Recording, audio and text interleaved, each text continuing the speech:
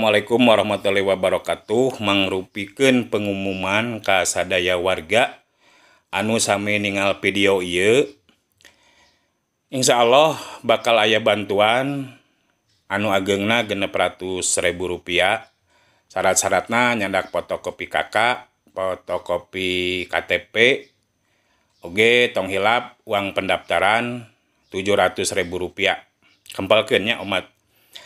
Oke, anu saterasna, anu terakhir aya pengumuman deui saha warga anu ngagaduhan sambetan ka Pagadean, ka Bank BRI, BNI, atanapi utamina ka Bank Emok.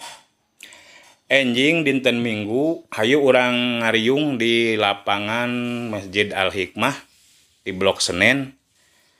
Hayu urang ceurik babarengan sareng abahnya. Sakitu ti Abah. Nuhun.